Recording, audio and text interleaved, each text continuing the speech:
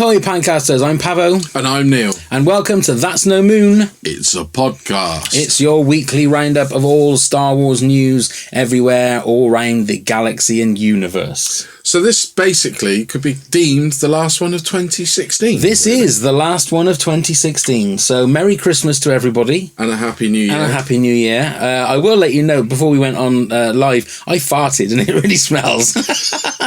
I'm pretending nothing has happened. But if my face does suddenly twitch or my bottom lip curls round. We may do that as a blooper at the end, but that's bad. Anyway, right, we're here to talk Star Wars. So Rogue One. Yes.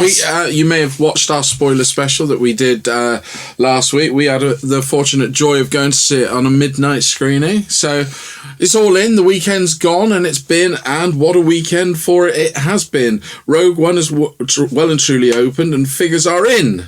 And it's taken 290 million worldwide and 155 million in the opening US box office, isn't it? That was, weekend. Yeah. While it hasn't quite taken the same amount as The Force Awakens, it is still to become the 12th largest opening of all time. That's quite good going, isn't it? It must please them. I would think so. I mean, they were saying, Bob Iger, I think we mentioned before, Bob Iger said that this was an experiment. They weren't expecting it to do box office numbers that Force Awakens did, or even that the prequels did. So that's a great start. It'll be interesting to see what the drop-off is going to be, percentage-wise, after this weekend for the second week. I think it's only up against Assassin's Creed, which has had mixed reviews. Is that from what I've seen? When's that out? That's New Year's Day here, isn't it? That's New Year's Day here, but I think it's out this weekend in America. Okay, yeah, it's had very mixed reviews, that one. Yeah. But yeah, I think a lot of people that I've spoken to just in and around places that aren't even Star Wars fans have all said now that they want to go and see this. Yeah. So that's strong, isn't it? So over the Christmas period, I think it's going to keep a steady momentum going. I really do. Fingers crossed it does. It bodes well for all the standalone movies coming.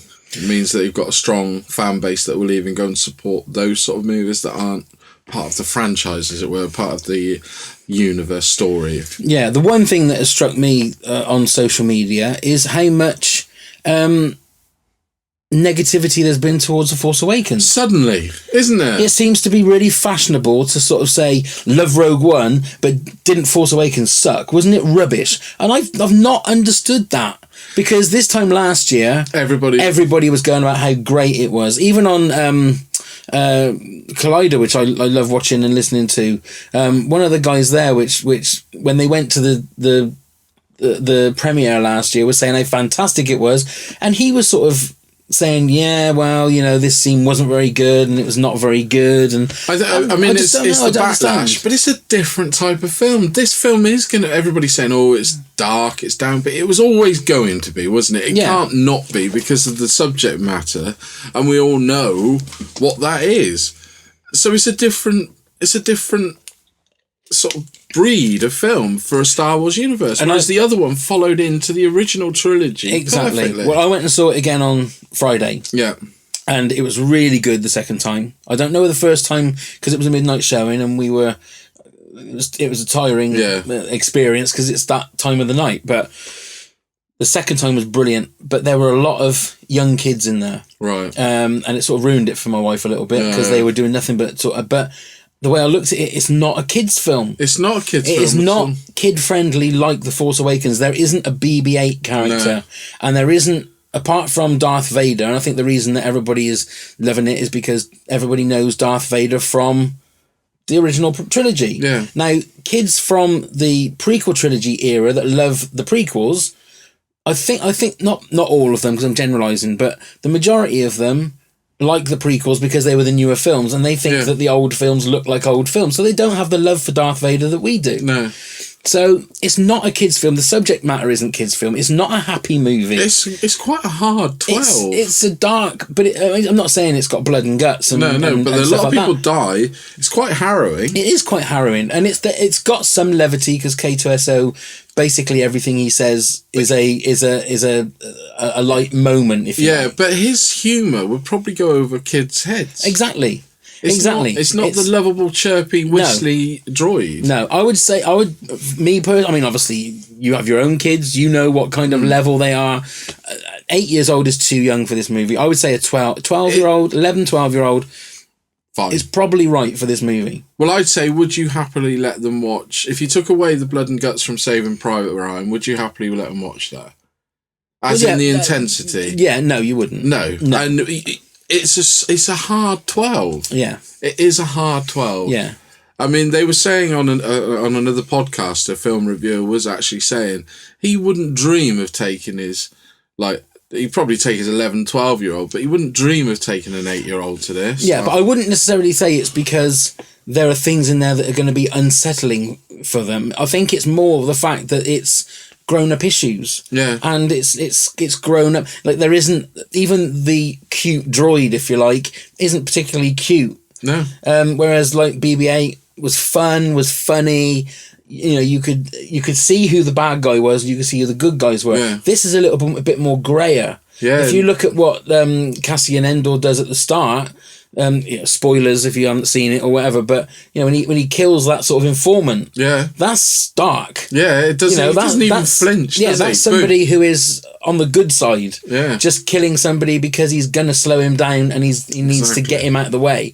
So yeah, I've not understood it, and if I've seen it on Facebook, I've commented a little bit because somebody sort of said, is it wrong that I love The Force Awakens? And I put on there, I said, I don't understand where all this bad feeling is coming. I know that it's fashionable after a while that something is so popular to become unpopular. Yeah, because the exact same thing happens about Avatar and Titanic and stuff like that. But although with Titanic, I never liked it from the beginning. No, and it just really, really surprised me the amount. But then again, after that, there was a lot of people going, "No, I love it. There's nothing wrong with it." Well, it must have done all right. Yeah, because it's like the second, third biggest film of all time. Well, yeah, but then, like you say, on that same case, Titanic is the second or third biggest of all time, and I don't know many people that. I haven't gone up to someone and they've gone, I love Titanic. There isn't many people that I know that's like that. I know people that really get offended. Oh, I thought you were going to say you love Titanic. No, not me, no. But with Force Awakens, it had repeat viewings. It had to have had repeat viewings. Absolutely. To have made that money. Absolutely. People must have gone back more than once. I mean, that's why I think it's going to be interesting to see Rogue One's second week, how much of a drop-off from, especially America, 155 million it'll be. Yeah. There isn't anything really to surround it, as in being released, apart from Assassin's Creed. It'd be interesting to see whether it gets like a 50% drop-off. Yeah. Whether it takes 60, 70 million. Have they had any predictors yet? They haven't yet. Not that I've seen. Not that I've seen. I mean, it's only just been the end of the week. But it makes you wonder. Just quickly, I'm sorry, this might go on a little bit, but just quickly to the next standalone movie, Han Solo. I would think it will have a lot more of a comedy element to it. Without a doubt, be an action film and probably one that you could take your kids to go. Without a doubt. But again, I mean, I've been watching a few reviews on YouTube. And some of them are saying, it's a different kind of Star Wars film, like that's wrong. Whereas I'm sure if they'd have made something that, again, was like a clone of Empire Strikes Back, like people said the Force Awakens was a clone of A New Hope, they would have moaned about that. Yeah. So I don't think Star Wars can really win. No, you're always going to have the people that's going to moan about it. Yeah, the same as The Force Awakens isn't a perfect movie. By any stretch of the imagination, it's not a perfect movie. We sat and did our spoiler thing and moaned about the big balls running around in Han Solo's exactly. ship. But it still doesn't work. Rogue One isn't a perfect movie. No. But like I said to my wife when we went, I said, be interesting to see, and I think I said this on our review, on whether or not she finds certain bits slow. She didn't. The only thing that really sort of pissed her off were the kids behind. Oh, really? So she wants to go and see it again so that she can watch it and concentrate on it. Were they really young kids? They were 7, 8 years old, but there were 2 rows of them, and then it must have been a birthday party or something like that, right. And then 2 adults behind. But the first row, the kids were just doing nothing but chatting to each other, like throwing sweets at each other. They must have been bored. I can imagine I probably would have been bored at that. But then that's why I'm saying they shouldn't have been there. No. And I didn't want to be the prick going over to an 8-year-old and telling them to shut up because I want to watch Star Wars. But the adult should have done it. Yeah. And again, but if I'd have known my wife was feeling like that, I would have said, come on, we'll move, because it wasn't packed. We could have gone and moved to another seat, but there you go, that's by the by. Yeah. Right, moving on. We'll move on to the trailer footage. Yes. Now, I've titled this as Rogue One Trailer Failure, because, and when we've done our breakdowns of trailers before on podcasts, and we got bitten with the Force Awakens one. Yeah. And I sort of said to myself, I'm not going to get bitten again, because they're very clever with how they edit everything. Yeah, we all got carried away again. Yeah, we analysed what we saw. And there's a lot of what I would call iconic scenes in a lot of the trailers. Yeah. Which, when you watch the movie, they're nowhere in the movie. Which this is very prevalent. Yeah. Well, the one scene that I noticed the first time I watched it was with Jin walking down that skywalk or whatever it was, and the TIE fighter coming up. Yeah. I was thinking, this is the bit. And then Now, I've been doing a bit of research online and going down YouTube rabbit holes and internet rabbit holes. One of the rumours regarding that scene is that apparently that was going to be the scene, and then an X-Wing came and swooped in and destroyed the TIE fighter. Right. And then they apparently cut that out because that was very similar to the AT-AT. Right. When Baze fires the thing, it looks like he's going to come back, and then an X-Wing scoops in and blows it up. So it's sort of like they that's why they cut that bit. But the bits like one of the scenes from, I think, the first teaser trailer, which was the AT-AT and they're running along the beach, and it's obvious that Jin has got the disc drive in her hands. Yeah. That was all cut out. That was never in the movie. I know, that makes you wonder if they changed the ending. Have they given any... Well, I was looking on Pablo Hidalgo's, who's one of the story group, on his Twitter, and he's very good. If a fan asks him a question, he's very truthful and honest, and will answer as many of the questions as he can. And somebody said something about the ending, and he said, as far as I know, the ending is how the ending was going to be. Yeah. But I think if you look at that stuff and any of the stuff that was on the beach, especially in the trailers, I think the rewrites and the reshoots is one of the things that changed maybe the direction of where they were going, as opposed to... was it rewrites or was it just reshoots? I think by the sounds of it, there was there was definitely storyline rewrites. It is frustrating because especially that scene. I mean, a lot of people is like, oh my God, is Vader in there? That's what we all thought. Yeah, so you are invested in those things, and it's very clever with the fact that whole back to tank scene that was in the trailer, and everybody starts going, who is that guy in the... Well, it can't be the Emperor because he's bending over. And in the end, it looks like it's just like it's his butler. Yeah. It's just a lackey that's going to be there saying, oh, there's somebody at the door for you, Vader. You know? So it's in the end, it's someone that's so inconsequential, it doesn't really matter. Yeah. So it's those things that I think... I say now I'm going to be more weary about it when it comes to episode 8 trailers, but I'm not, because they're very clever with how they cut to one of the characters looking over there, then it'll cut to something that's like in the movie an hour later. Yeah, all done purposely. But it all looks like it's all added together. To be fair, that's what is great about the trailers. I just wanted to say, was it Tony Gilroy that came on and did bits? They're saying it is. He has been confirmed as doing Tony Gilroy came on, and they were saying that he sort of helped in the editing suite and helped directing certain scenes. How much of help he was has been sort of like a mystery, but he did come on and apparently join in the writing process and stuff like that, and sorted out the story. But I mean, how much of because you've got to say that's got to be Gareth Edwards' vision, because of what he did on Godzilla. He was visionary, whether you like the movie or not. We've said it time and time again on here. His vision on screen is immaculate. It's perfect. Yeah. But then I suppose this will be only his third film, isn't it?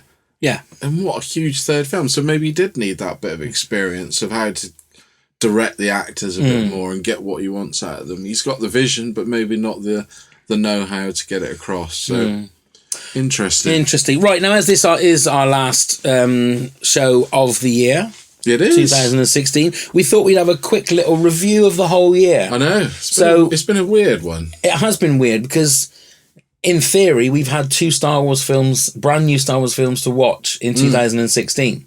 So right at the very start, we were watching Force Awakens. The Force Awakens. So it had been in the cinema 2 weeks. 2 weeks. It had been in the cinema 2 weeks. And as I've said thousands of times, I saw it 11 times at the cinema. I'd done my knee in at the time, so I had like 5 weeks off work at the start of the year. But the only thing was I couldn't drive. If I could have driven, God knows how many times, I would have probably gone and seen it 3 times a week or something, just to been able to go and see it. So I was going to ask you, how many times did you go to the cinema? 4. Right, have you got it on Blu-ray? Yeah, I've got it on Blu-ray now. Does it still hold up for you? Does it still hold up for you as a movie? I still love it. Yeah. Still love it. And I can still put it on, pause it, go and do whatever I've got to do, go back and start watching it again. Do you know what I mean? It can just be on. And like I say, the only bit I'm not really fond of, and it hasn't grown on me, I thought maybe it had, is the whole weird... The underuse, Raftars. The Raftars and the underuse of those guys in the raid. That was so underused, almost pointless. But I seriously think if they'd have taken just that whole section out, that would, as we're gonna count order of movies, that would have gone up to one of the top couple of spaces. Without a doubt, because there was just something about that scene. It didn't need to be there. It didn't forward the story. I think that this, for everything else, it was fantastic looking. The Raftars did just look like CGI bollocks, literally with bollocks. Flappy tentacles. Yeah, bollocks with flaps. Yeah, it looked. Yeah, so it was that was a weak bit, but overall it still holds up to me. It's a great movie. The practical effects, you can see them, it's lovely. Feels like a Star Wars movie. I don't know quite whether, like you said, where the hatred suddenly started to come from, but I think it's just trendy because that Force Awakens is still a family movie, right? Like the original trilogy. Rogue One is a dark war movie. It's probably not going to appeal to many ladies, maybe not. I'm not being sexist there.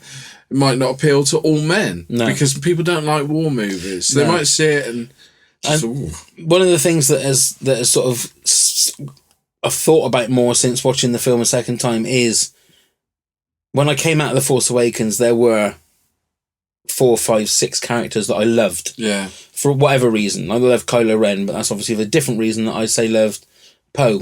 You know, but thinking about Rogue One, there isn't, apart from Vader, obviously, there isn't any characters there that I would say that I loved. So you don't, well, not even Jyn? Felicity Jones, the way she acted, especially in the scene where she sees her father in a hologram, I thought was fantastic. But I don't know whether I actually came out of there and loved any of the characters. You know, because I don't think you spent enough time that even their deaths really hit you. No. Like sort of Han Solo's death, where I mean we've been with Han Solo for 40 years. But yeah, Han Solo probably is, well, he's literally one of the main characters of Star Wars. So that was the one thing, but I think then you're up against it to try and make people feel something for half a dozen characters that you've never known about before. So that was the thing.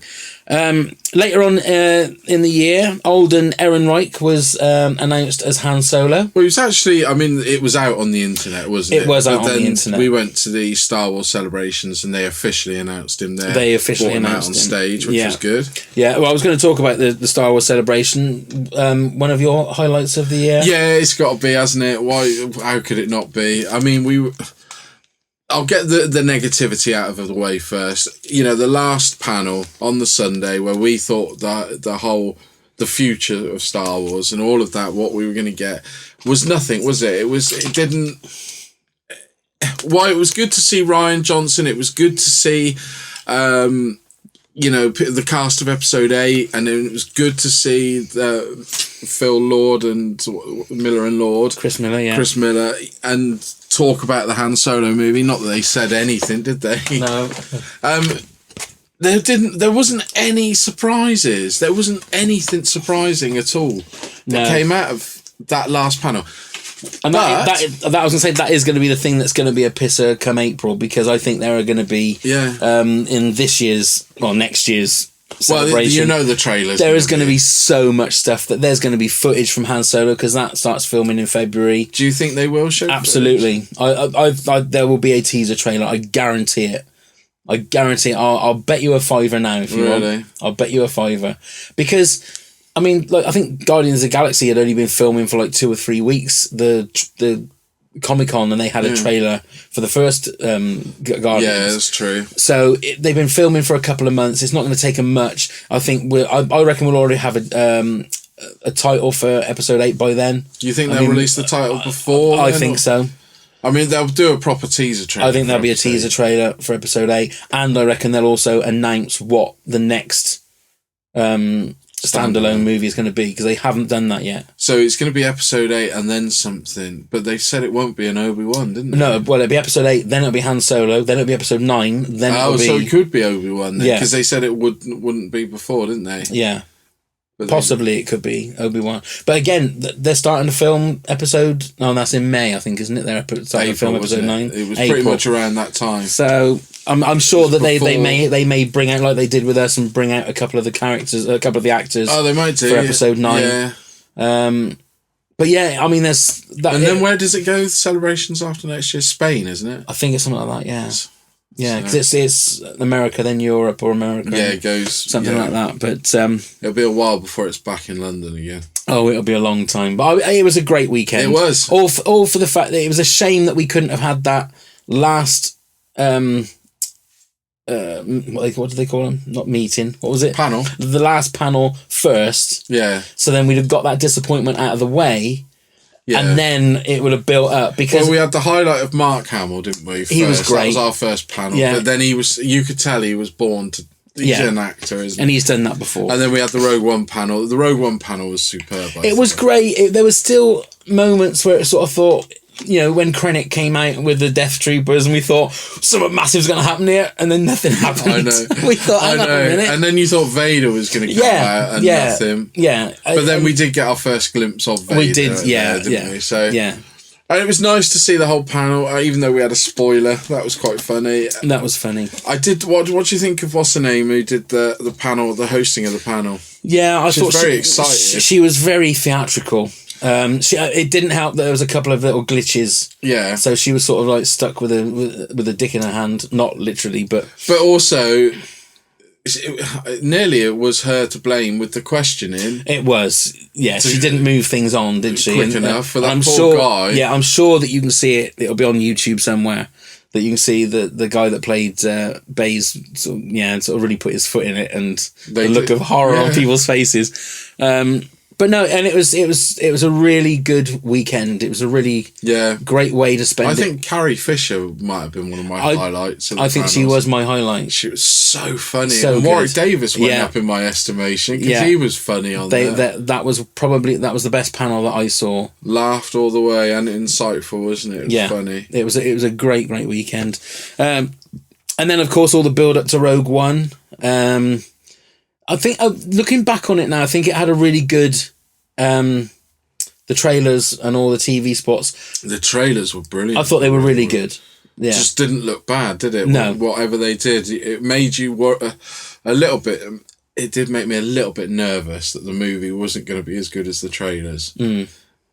What happened to you, and for me, in a sense, for Godzilla? I know it's Gareth Edwards' film, but the trailers were phenomenal for Godzilla.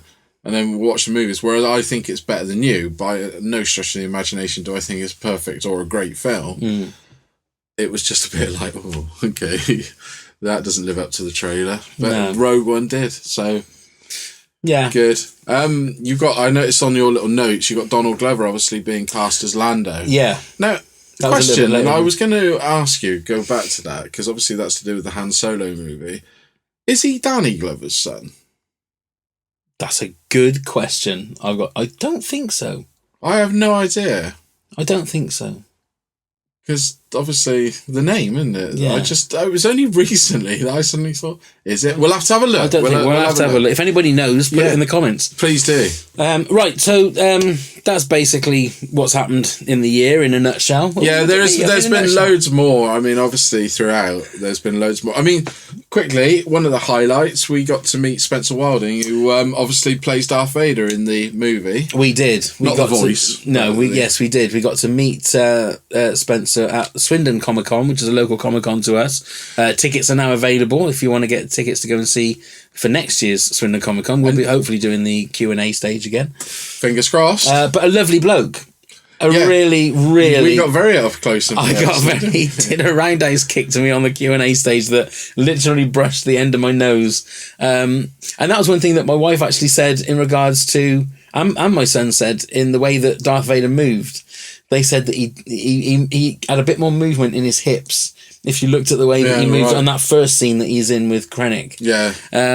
But a lovely bloke, a really, really nice guy. And he's certainly good at doing selfies because he does all these funny faces when he does them. And we'll popular guy. Yeah, I think we posted a couple up on our Facebook page, but we'll post. Well, it is on our website. Yeah, yeah, you can see a few on there. You can see that. Right. So to finish off our last show, we are now going to give you our order of Star Wars movies. And I think we should go 8 through to 1. I think that's a good idea. I think you should do number 8. I'll do number 8.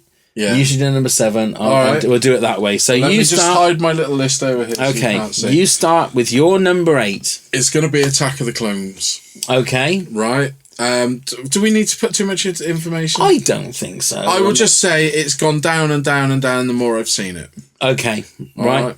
Okay. Mine is Attack of the Clones. And it's been the bottom of the pile for a very long time. That's not to say there's not great bits in it. Oh no, don't go. And that's the same with all the movies. Yeah, you know. But Attack of the Clones, it really suffers in that middle. It really suffers, but it's also the stupid things like the continuity with Obi-Wan's beard. Yeah, and the biggest problem I have is another testicle in the Star Wars universe when he jumps up that awful CGI on that dancing testicle in the field. Yeah, I mean, but seeing Yoda with his lightsaber, that was an awesome bit. And that made me go back and watch it again. And that is the bit that could really have made it Jar Jar bad. Yeah. Because if that didn't work, that would have looked ridiculous. And it does look ridiculous, but it looks awesome ridiculous. It does look awesome. Okay, so... Right, number 7 is Phantom. The Phantom Menace, for the people that don't realise what I'm on about. I'm going to go for the same. Number 7 is The Phantom Menace. Yes. Okay. Number 6. The last of the Star Wars films, it was a U certificate. Was it? Yeah. Okay. And that's the thing. I mean, I can remember coming out of The Phantom Menace thinking that it was the best film I'd ever seen. Yeah, I loved it. Because I'd been waiting so long for a new Star Wars film. And you kept seeing pictures and thinking, how is this going to look? Trying to imagine in my head while I was at work, in my head, how is it going to look, a new Star Wars film? I thought that it's got one of, if not the best lightsaber fight in all the Star Wars movies between Obi-Wan and Darth Maul. It was an opportunity wasted. Once he'd set himself on this trade federation and trade routes, he had to go down that line. It should have been an awesome story of Jedi Knights versus Sith Lords. Absolutely. And I can remember seeing, I think it was for, would it have been for Attack of, no, I think it must have been for Attack of the Clones. A fan did a fan trailer and they took the scene out of Braveheart and superimposed lightsabers. Right, yeah. That's what it should have been like. Yeah. That's what the Phantom Menace, and it should have been a story of Jedis versus Sith. And obviously Jar Jar Binks. Now, everybody seems to universally hate Jar Jar Binks.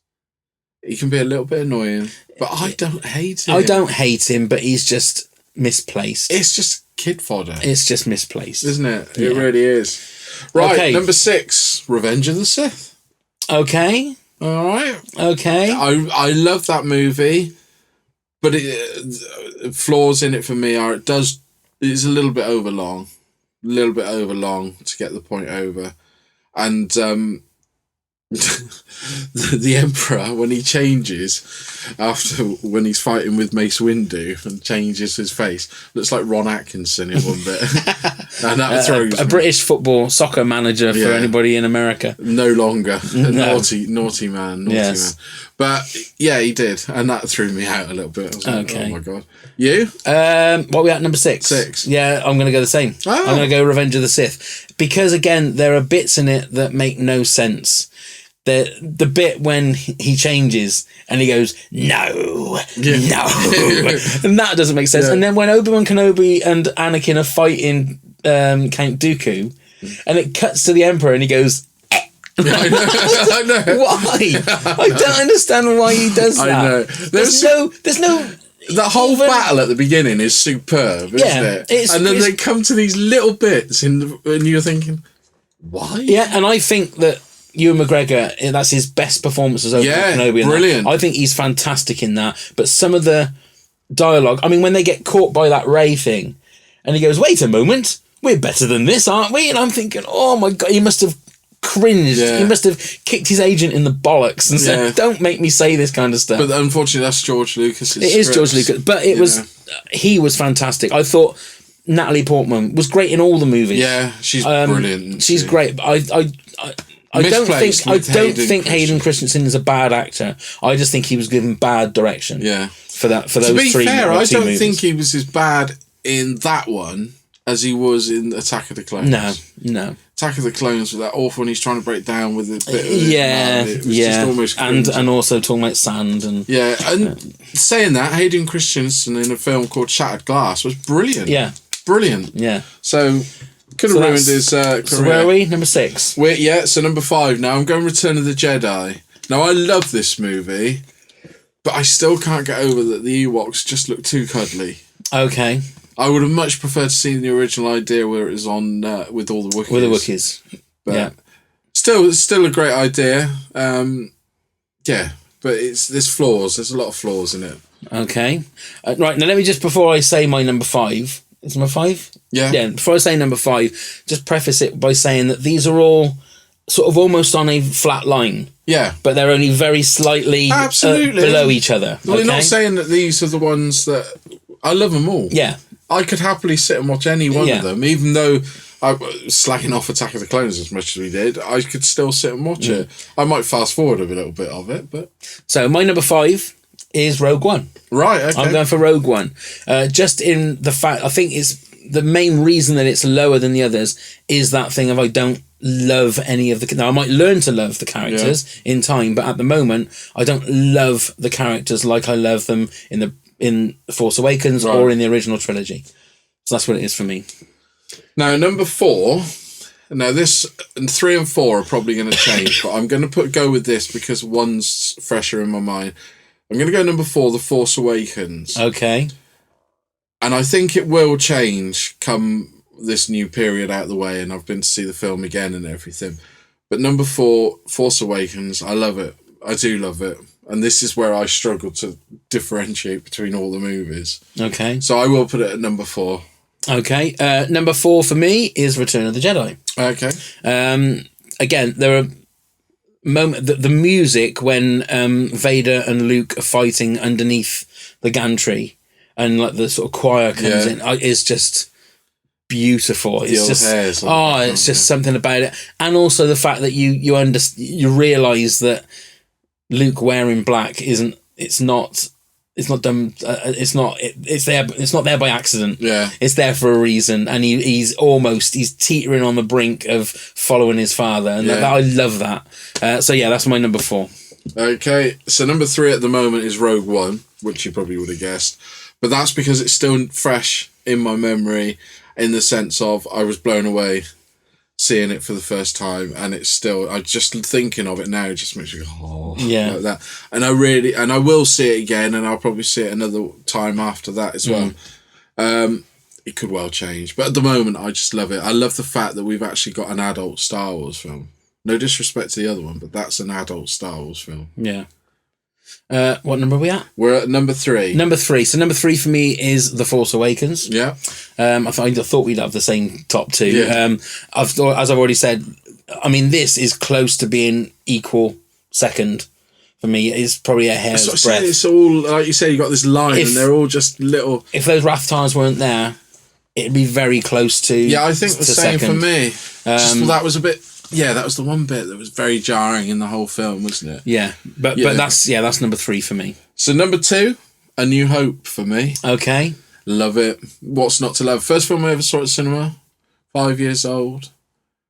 I can remember it. I can't remember the whole film all the way through. I just remember the certain bits that still, and I can even picture where we were sat in the cinema with my dad and his friend, and we took all of us, their sons, to see it. Yeah. But yeah, just still holds up, doesn't it? Love it. Love it, love it, love it. Indeed. For me, number 2 is The Empire Strikes Back. Now, I know that the majority of Star Wars fans say that it is the movie, but for me, it is a classic movie. It is a perfect movie. It isn't there? I can't even think of anything to sort of go, yeah, but there's one bit. Even the love bits in it are done perfectly. Yeah. There isn't anything. I'm trying to think now if there's one bit that I could go, yeah, but that bit is a little bit. It goes at an amazing pace.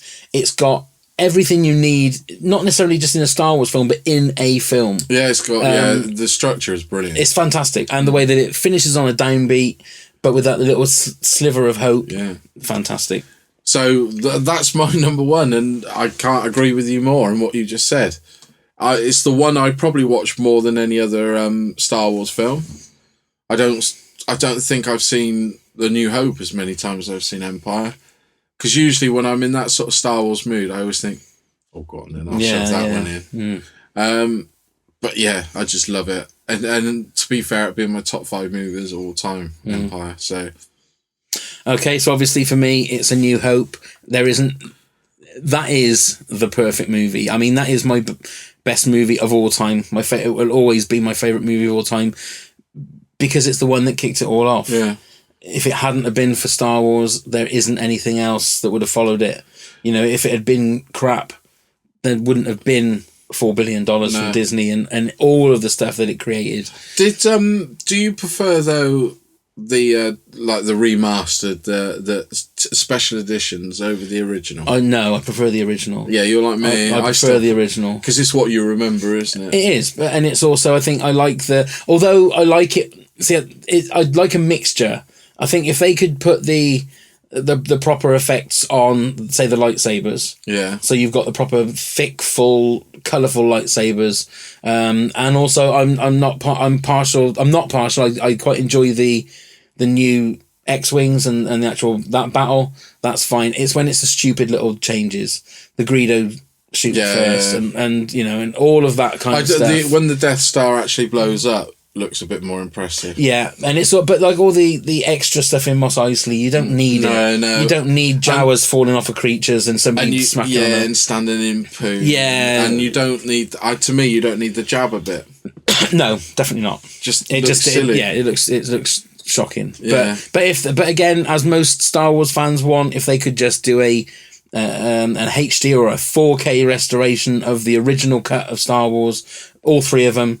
Fantastic. Oh, it'd sell so well, wouldn't it? So there you go. That's our review of 2016. Absolutely. Let us know. 2016 or 2016? Whichever. I do usually say 2016. Yeah, right. We'll go 2016 because 2016 never sounds right. Yeah.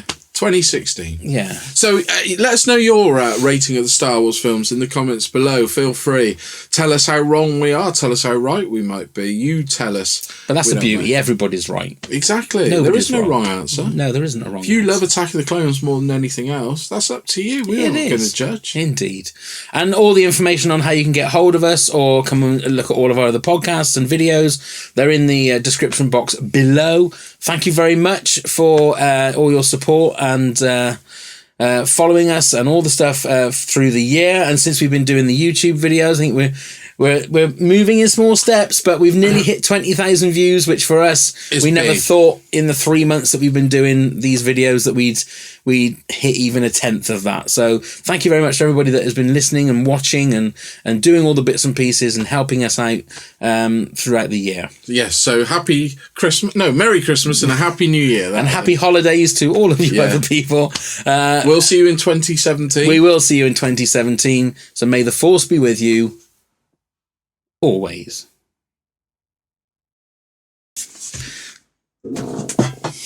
Just had curry as well.